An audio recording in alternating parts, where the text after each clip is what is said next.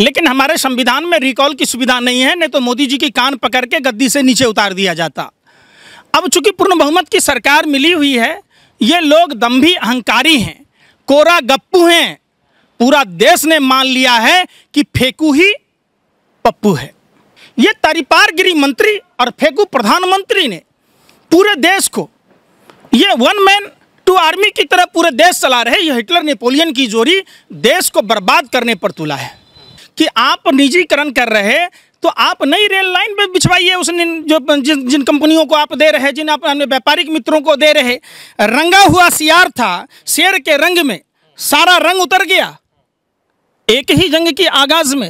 यही प्रधानमंत्री जी कहते थे कि मैं बिकने नहीं दूंगा, सौगंध इस मिट्टी की, देश झुकने नहीं दूंगा, देश बिकने नहीं दूंगा। ये अजीब से लोग हैं।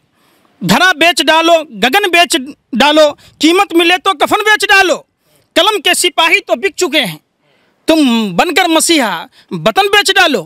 कि प्रधानमंत्री जी क्या बोलते हैं और कहाँ से बोलते हैं, बोलने का स्रोत क्या है। प्रधानमंत्री जी कंफ्यूज प्रधानमंत्री हैं। आज़ाद भारत में, पूरे वर्ल्ड में ऐसा प्रधानमंत्री, कंफ्यूज प्रधानमंत्री, सरेंडर प्रधानमंत्री, भारत का दुर्भाग्य है कि नरेंद्र मोदी जैसा फेंकू जुठलर बहुरुपिया प्रधानमंत्री हिंदुस्तान को मिला। आज पूरे विश्व में भारत की जो छीछा लेदर हुई है, इसके जिम्मेदार नरेंद्र मोदी जी हैं। यही प्रधानमंत्री जी कहते थे कि मैं बिकने नहीं दूंगा, सौगंध इस मिट्टी की, देश झुकने नहीं दूंगा, देश बिकने नहीं दूंगा। ये अजीब से लोग हैं। धरा बेच डालो, गगन बेच डालो, कीमत मिले तो कफन बेच डालो। कलम के सिपाही तो बिक चुके हैं, तुम बनकर मसीहा वतन बेच डालो।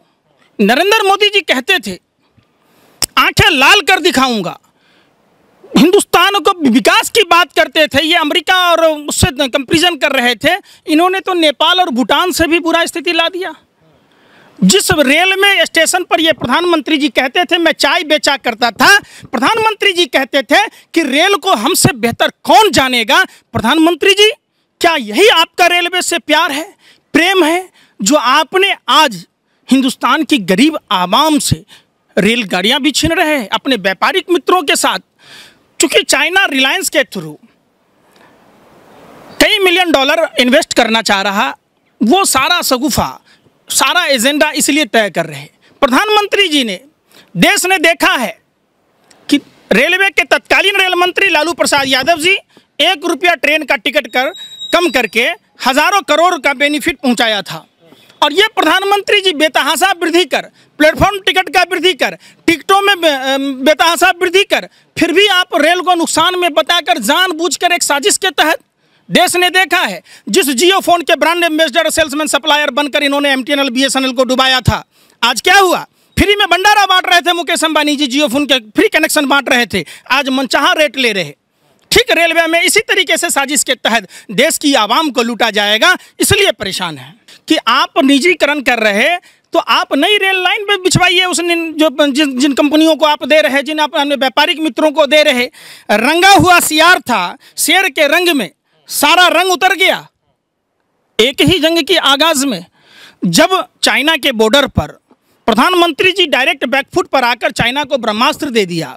देश में कोरोना महामारी के समय, सीमा पर तनाव के समय, प्रधानमंत्री जी सिर्फ और सिर्फ अपनी कुर्सी के लिए, अपनी पार्टी के विस्तार के लिए, पार्टी मजबूत करने से पहले देश मजबूत करने की बात प्रधानमंत्री को करना चाहिए। इतना निर्लज्ज बेशरम प्रधानमंत्री आज तक नहीं हुआ।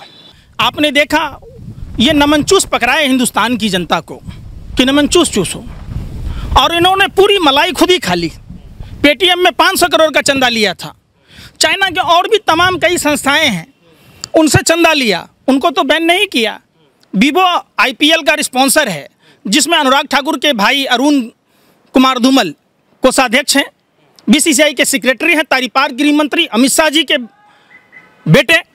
तो क्या उस पर बैन नहीं लगना चाहिए जो 440 करोड़ रुपए का अनुबंध है। ये तरीपार गृह मंत्री और फेंकू प्रधानमंत्री ने पूरे देश को, ये वन मैन टू आर्मी की तरह पूरे देश चला रहे। ये हिटलर नेपोलियन की जोड़ी देश को बर्बाद करने पर तुला है। जो लोग 70 सालों से सरकार चलाने की जिद कर रहे थे, 6 साल में भारत की छीछा लेदर कर दी। ये हवाई चप्पल वालों को हवाई यात्रा का सपना दिखाकर सत्ता में आए थे। इन्होंने देश के गरीब जनता से हवाई चप्पल छीनने वाली सरकार, इन्होंने एयरपोर्ट बेच दी। गाड़ी रखने की मोदी जी की औकात नहीं है, गैराज बना रहे, एयरपोर्ट बनाने में खर्च करेंगे। किसके लिए? सिर्फ पार्टी फंड में चंदा के लिए। देश पूछ रहा है, हम जो रेलवे लाइनें बिछाते हैं, स्टेशन बनाते हैं, जो रेलवे की तमाम इंफ्रास्ट्रक्चर बनाने में देश की गवर्नमेंट का पैसा मिसयूज़ किया जाता है, तो ये किसके पैसे हैं मोदी जी? आप अपने व्यापारिक मित्रों को कहो ना, रेलवे लाइन बिछाएं, स्टेशन बनाएं, अलग से सब जगह सब अपना इंफ्रास्ट्रक्चर बनाएं, तब आप कुछ भी करो। ये देश क्या आप लोगों के बाप की बपौती है जिसको चाहे मर्जी कौड़ी के भाव में देते रहेंगे? देश की जनता अब इस चीज़ को बर्दाश्त नहीं करेगी। लेकिन हमारे संविधान में रिकॉल की सुविधा नहीं है, नहीं तो मोदी जी की कान पकड़ के गद्दी से नीचे उतार दिया जाता। अब चूंकि पूर्ण बहुमत की सरकार मिली हुई है, ये लोग दम्भी अहंकारी हैं, कोरा गप्पू हैं। पूरा देश ने मान लिया है कि फेंकू ही पप्पू है। देश ने देखा है। नरेंद्र मोदी जी, खास करके स्मृति ईरानी जी की याद को ताज़ा कराता हूं।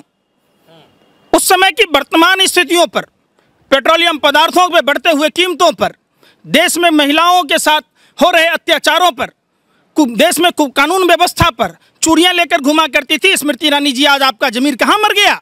वह वही उत्तर प्रदेश है जहां ढोंगी का रावण राज है, जिस रावण राज में महिलाओं की इज्जत आबरू सुरक्षित नहीं है। कुलदीप सेंगर और चिन्मयानंद जैसे बलात्कारी लोग रहते हैं।